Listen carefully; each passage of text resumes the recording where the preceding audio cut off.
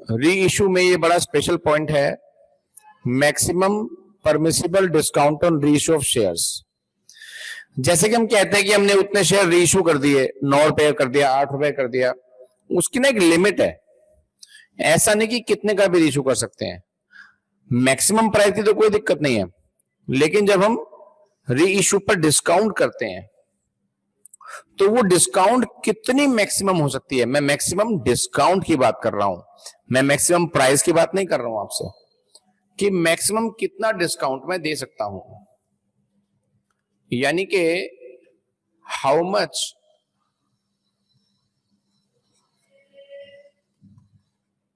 Minimum price on reissue, reissue पर उस share का जो मैं जिसको मैं रीइशू कर रहा हूं, कम से कम कितने रेट पर मैं बेच सकता हूं, उसको कम करने की एक लिमिट है बेटा।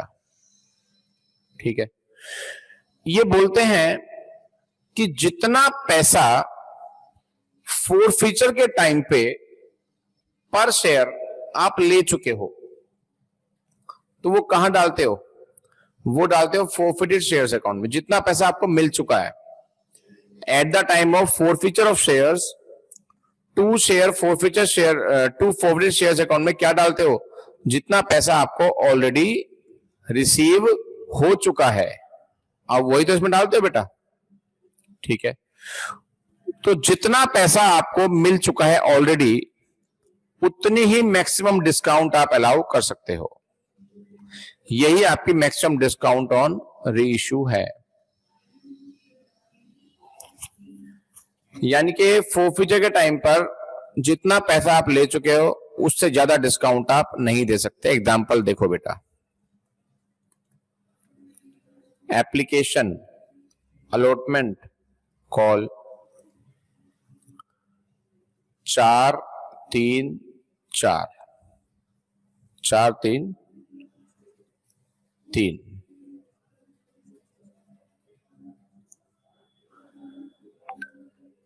4 3 3। ठीक है, एक आदमी के पास 700 शेयर्स हैं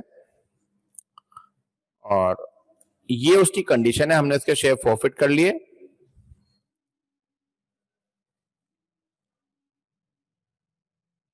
These shares are reissued at maximum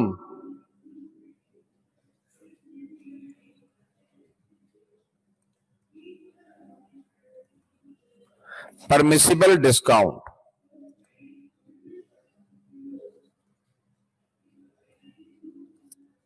as per law। Question note कर लो।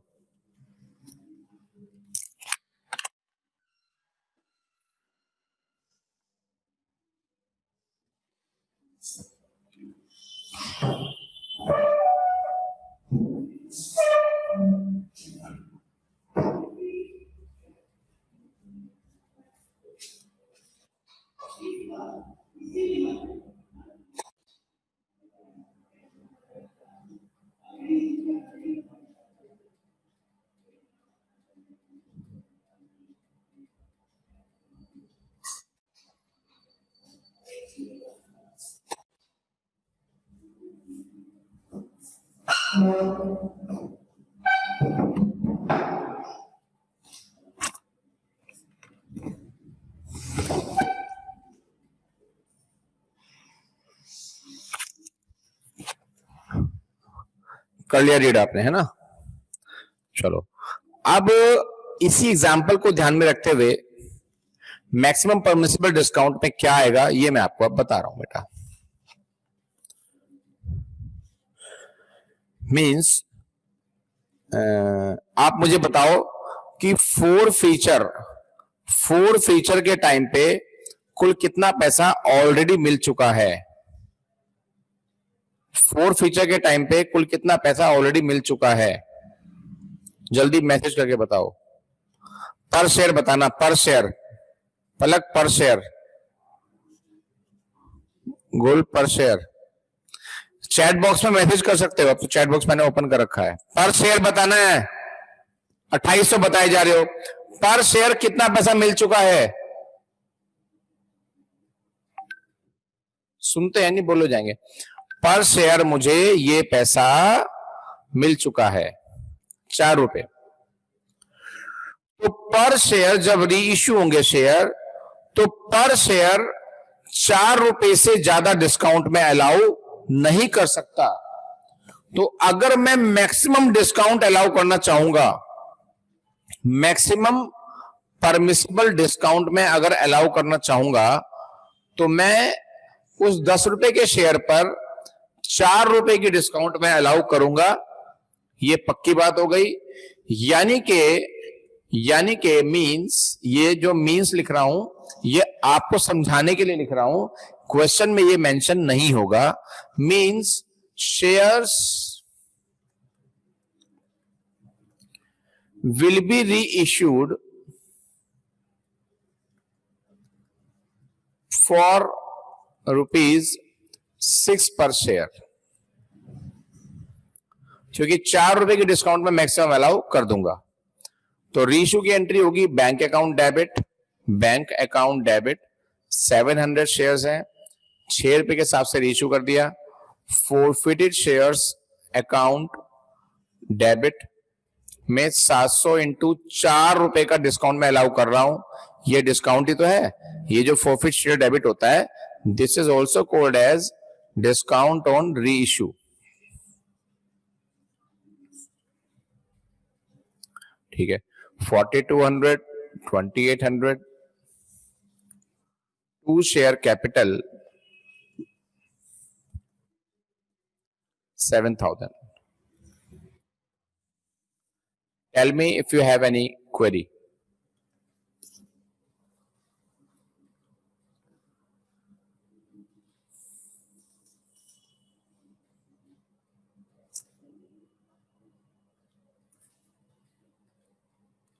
बोलो आदित्य।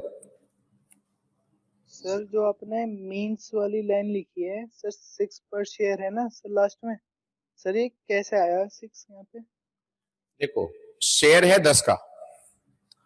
शेयर कितने का है? 10 रुपए का है। उस पे आप मैक्सिमम ज्यादा ठीक हो गया है ना, मैक्सिमम डिस्काउंट उस पे आप कितने अलाउ कर रहे हो? जल्दी बताओ आदित्य।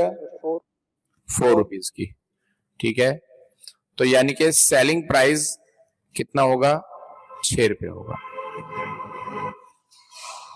ये 4 रुपए जो है ये है मैक्सिमम डिस्काउंट, और ये जो 6 रुपए है ये है मिनिमम प्राइस। ये 6 रुपए जो है ये मिनिमम प्राइस है, और ये 4 रुपए जो है मैक्सिमम डिस्काउंट है। वो कुछ भी पूछ सकता है आपसे। मिनिमम प्राइस पूछेगा तो ये 6 रुपए है, मैक्सिमम डिस्काउंट पूछेगा तो ये 4 रुपए है, लेकिन एंट्री एक ही यही बननी है। इससे फोरफिचर की एंट्री का कोई इंपैक्ट नहीं पड़ता, क्योंकि फोरफिचर की एंट्री तो इससे पहले हो चुकी है। ये रूल सिर्फ री इश्यू वाली एंट्री के लिए ही बना है।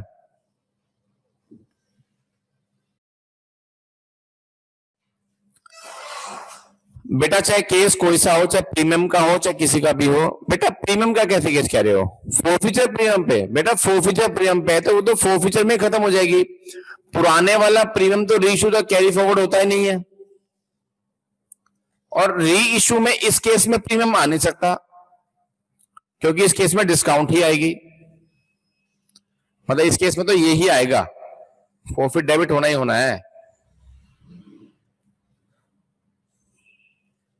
अच्छा, इस केस में एक बात और भी है, नोट कर लो।